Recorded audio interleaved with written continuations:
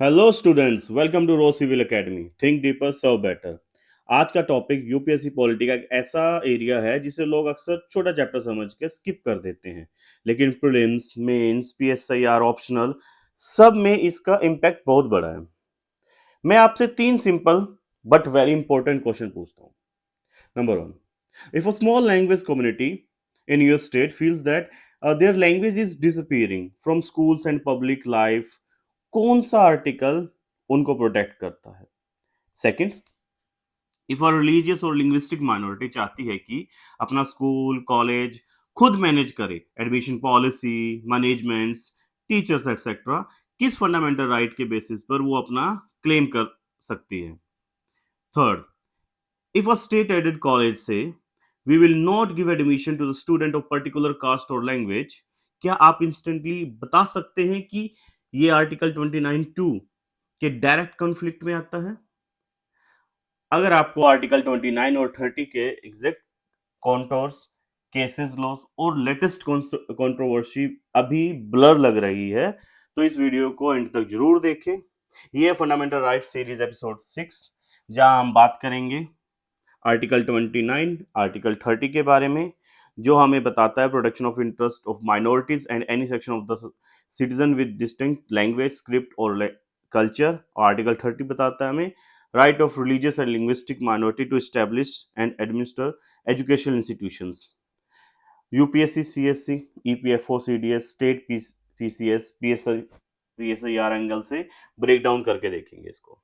ठीक है, we will connect constitution assembly debate, जैसे हम हर वीडियोस में बात करते हैं, स्कॉलर्स की बात करते हैं, लाइक जो स्टैंडर्ड बुक्स में पढ़ते हो, लैंडमार्क जजमेंट्स की बात करते हैं, कुछ करंट अफेयर्स वगैरह भी ऐड करते हैं। Let's start with the historical background. क्यों हमने कल्चरल एंड एजुकेशनल राइट को फंडामेंटल राइट का एक सेपरेट ब्लॉक बनाया? अगर हम बात करें ये यील्ड्स ऑफ द, ये कहाँ कहाँ पे आपको डायरेक्टली इसको आप यूज कर सकते हैं, जैसे indirectly in the question on the education policy, language policy, reservation आता है, तो आप यहाँ पे कोट कर सकते हो इसको, और ये डायरेक्टली लिंक करता है minority right and national integration के बारे में, राइट? तो लर्निंग आउटकम्स हम बात कर चुके हैं, तो स्टार्ट करेंगे हम हिस्टोरिकल बैकग्राउंड से। अगर हम हिस्टोरिकल बैकग्राउंड की बात करें, यूपीएससी के लिए कॉन्टेक्स्ट बहुत इंपॉर्टेंट होता है। डायरेक्ट आर्टिकल पर जाने से पहले थोड़ा सा हिस्ट्री देखना जरूरी है। अगर हम बात करें प्री इंडिपेंडेंस की, जहाँ पे डाइवर्सिटी और एंजाइटी साथ साथ चल रही थी, तो इंडिया हिस्टोरिकली क्या था? अगर इंडिया हिस्टोरिकली बात करें, एक multi lingual, multi cultural, multi religious society है। सिंस प्री इंडिपेंडेंस की बात कर रहे हैं, कॉलोनियल पॉलिसी ने कई बार कुछ लैंग्वेजेस को प्रेफरेंस दिया, कुछ को मार्जिनलाइज किया। माइनॉरिटी कम्युनिटीज को फियर था इंडिपेंडेंस के बाद हमारी लैंग्वेज, हमारा कल्चर, हमारी एजुकेशन का क्या होगा।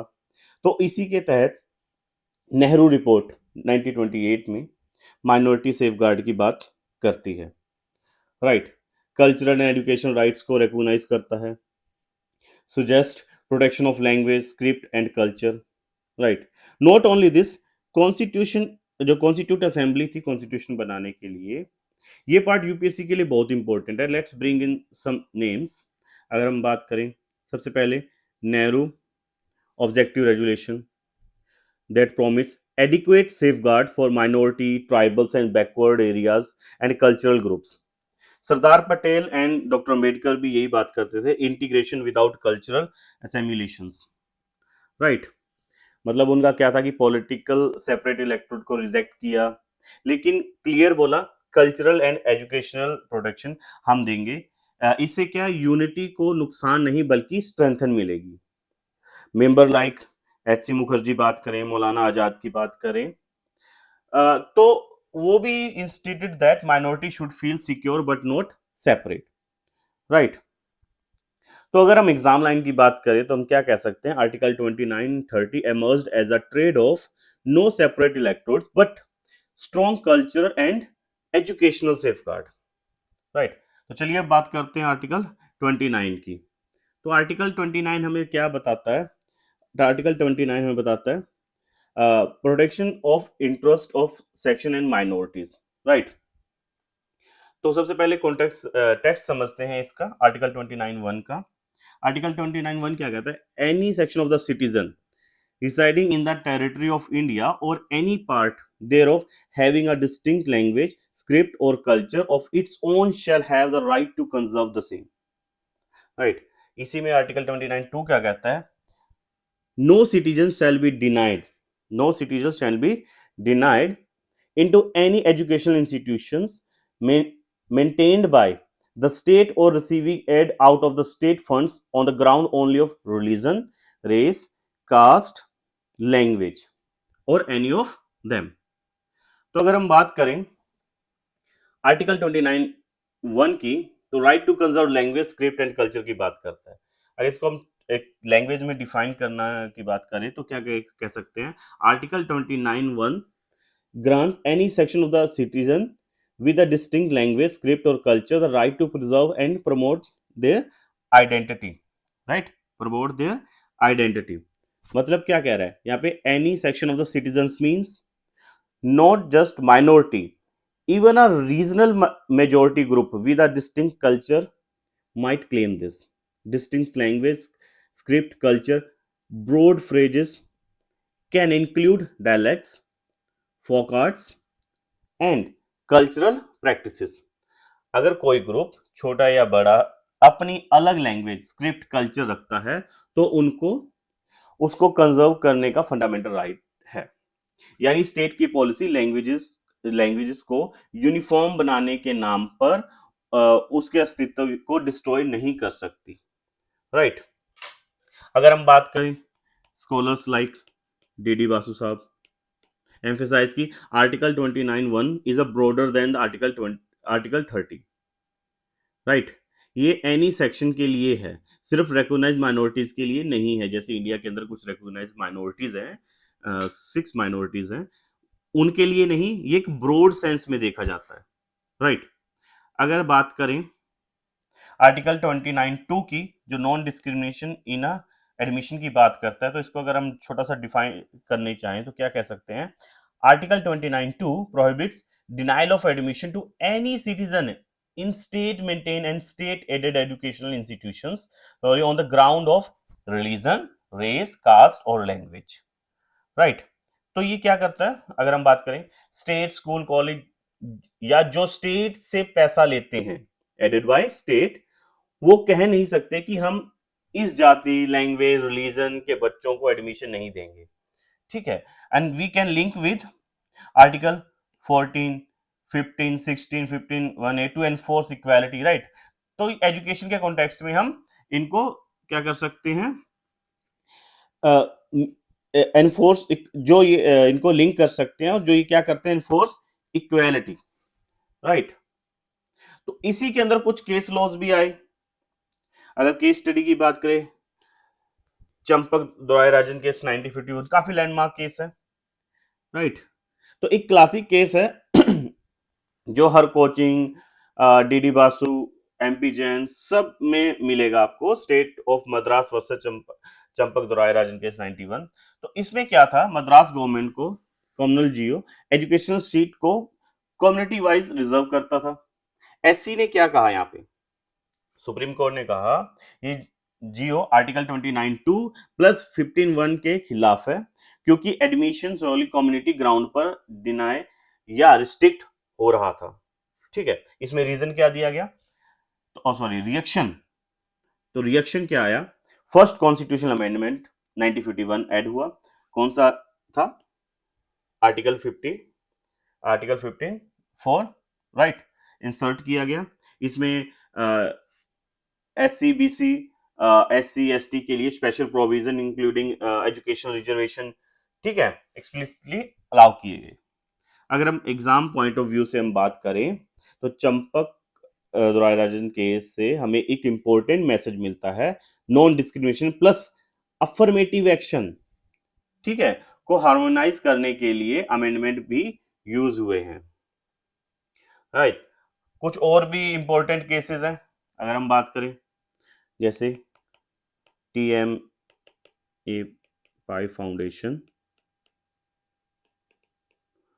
Versus state of Karnataka 2002, right. Minority and non minority institution के एजुकेशनल राइट डिस्कस किए। ठीक है, article 29(2) plus 31 30 under clause 1 plus 19 under clause 1 G के इंटरप्ले को एक्सप्लेन किया गया।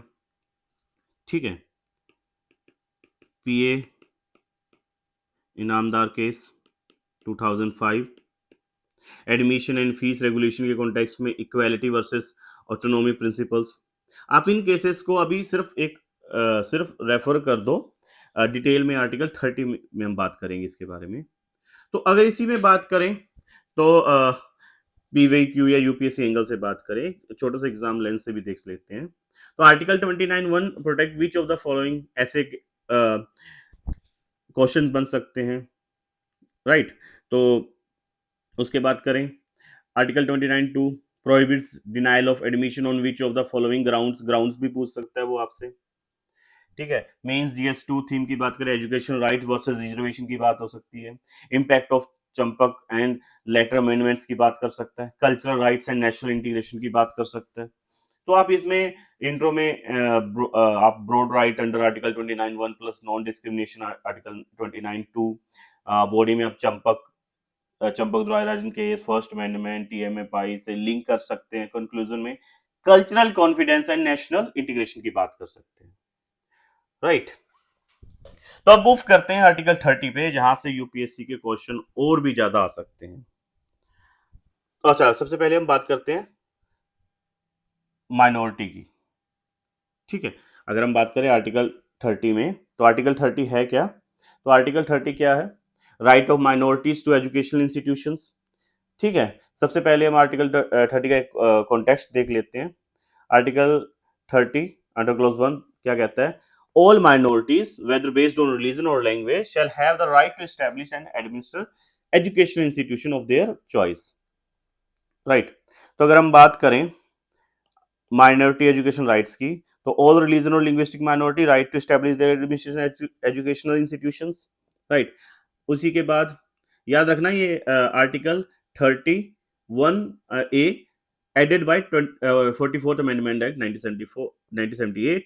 If the state acquire property of minority educational institution, right, compensation must be such that the right under Article 30 under Clause 1 is not uh, rendered illusionary.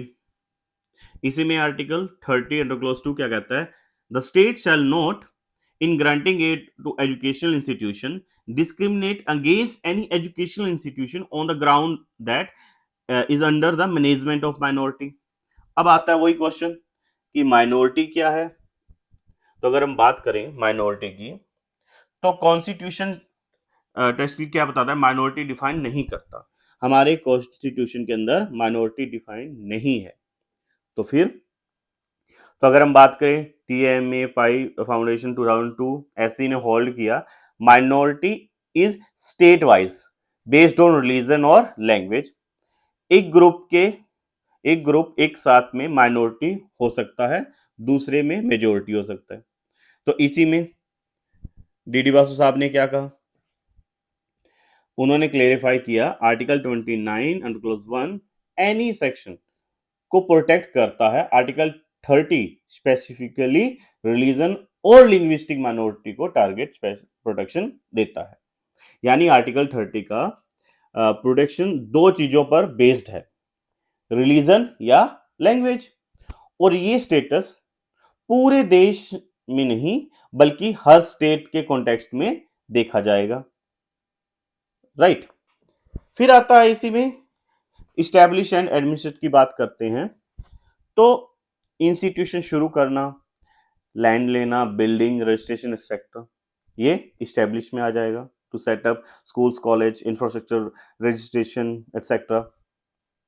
Administer में क्या आ जाएगा? Governing body बनाना, principal teachers appoint करना, internal rules admission policy with an equality limits, right.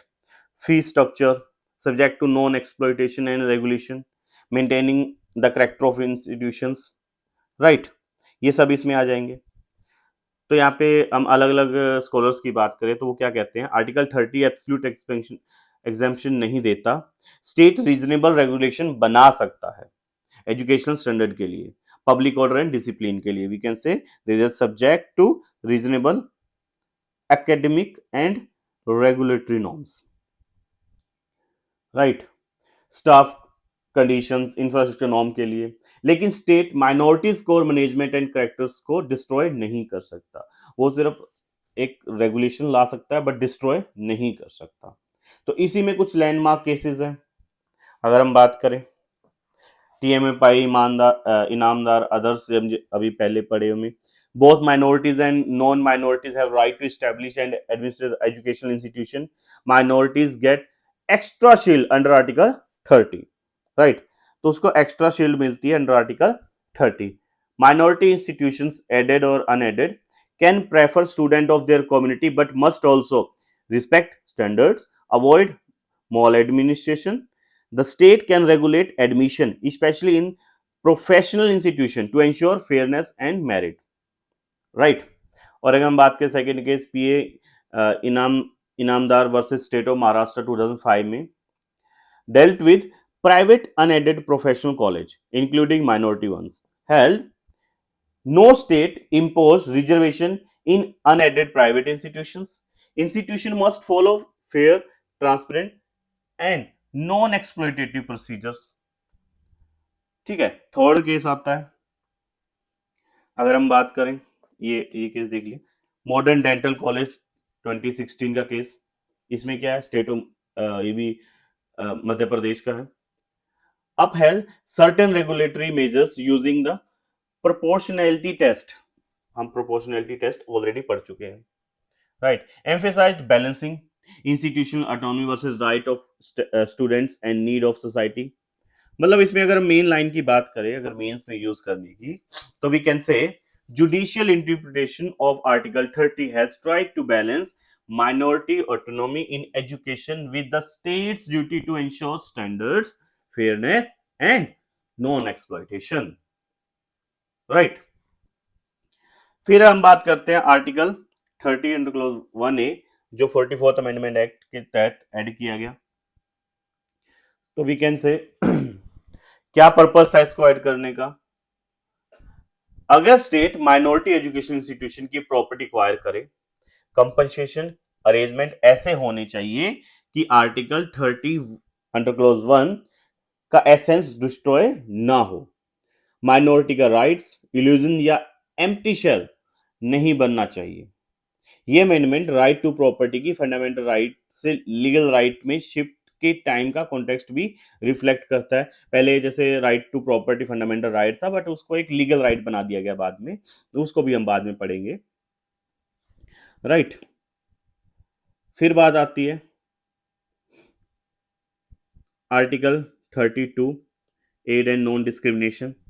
तो इसमें क्या है, एक सिंपल मैसेज क्या देता है, जब स्टेट एजुकेशनल इंस्टीट्यूशन को एड देता है, वो ये कह के डिस्क्रिमिनेट नहीं कर सकता हम माइनॉरिटी इंस्टीट्यूशन को नहीं एडमिशन देंगे सिर्फ इसलिए कि वो माइनॉरिटी मैनेज्ड है, राइट। मतलब किसी और को हम एडमिशन नहीं देंगे।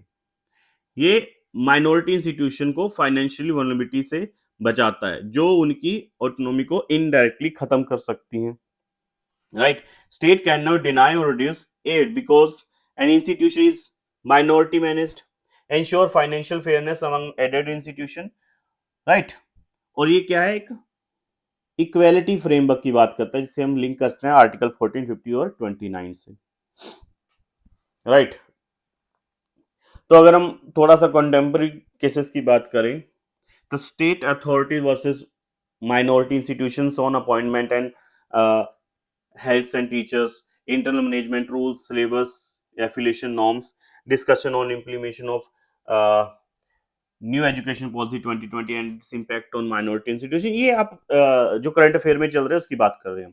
Common regulatory framework versus special position of minority institutions, right. आप इसको बात कर सकते हो। आप GS2 में लिख सकते हैं, recent regulatory moves in the education sector must be assessed against the twin requirement of quality and equity on one hand and respect for Article 30 autonomy on other hand. Right तो अगर हम बात करें इसी में कि एग्जाम लेंस से हम इसको कैसे देख सकते हैं, अगर हम प्रीलिम स्टाइल में बात करें तो article 29 under clause 1 versus article 30 under clause 1 कौन एनी सेक्शन के लिए है, सिर्फ माइनॉरिटीज के लिए है, difference between religious and linguistic minority, MCQs on whether minority status national है या स्टेट लेवल है, राइट। जीएस2 में बात करें इसकी थीम आ सकती है do article 29 and 30 promote integration और separation, discuss the extent of state regulation permissible over minority educational institutions, critically evaluate the role of Supreme Court in interpreting minority education right, तो आप इसको अपने हिसाब से स्ट्रक्चर कर सकते हो, ठीक है। अगर हम एक रिकैप करें तो हम बात कर सकते हैं लाइक रिवीजन के टाइम पर आप इसको इजिली याद रख सकते हैं। आर्टिकल 29(1) क्या कहता है, any section of citizen with distinct language script culture has the right to conserve it. Article 29 under clause 2 क्या कहता है, citizen can not be denied admission to state aided institution only on ground of religion race caste language और any of them. Article 30 under clause 1 क्या कहता है, religious and linguistic minority के जो rights है, right to establish and administrate educational institution of their choice. Article 30 under clause 1A क्या कहता है, प्रॉपर्टी एक्विजिशन कैन नॉट मेक आर्टिकल 30 right meaningless. Article 30 under clause 2 क्या कहता है, एड देन टाइम, जब एड देने के टाइम स्टेट माइनॉरिटी इंस्टीट्यूशन के साथ डिस्क्रिमिनेशन नहीं कर सकता। दीज प्रोविजंस, जो हमने प्रोविजंस पढ़े, protect cultural and educational identities, reduce anxiety of minorities and support national integration through the respectful diversity, not forced uniformity, right। तो अगर हम बात करें एसए या पीएसआईआर के लिए हर आंसर में डेफिनेशन या कॉन्टेक्स्ट बनता है, असेंबली फ्रीडम फाइटर व्यूज दे सकते हो आप, की डॉक्ट्राइंस दे सकते हो, current affair, balanced conclusion, right, integration, reforms, quality में बन सकता है, राइट। अगर हम बात करें कल्चरल एंड एजुकेशन राइट, जो बताते हैं कि नेशनल बिल्डिंग यूनिफॉर्मिटी नहीं बल्कि यूनिटी विद प्रोटेक्टेड डाइवर्सिटी है। आर्टिकल 29 इंश्योर की लैंग्वेज स्क्रिप्ट कल्चर चाहे मेजोरिटी या माइनॉरिटी ग्रुप का हो कॉन्स्टिट्यूशन के अंडर प्रोटेक्शन पा सकता है। आर्टिकल 30 क्या इंश्योर करता है कि माइनॉरिटी को अपने बच्चों की एजुकेशन पर मीनिंगफुल कंट्रोल रहे so that they can carry forward their identity. In the next episode, this fundamental rights series, we will move to guardian of all rights.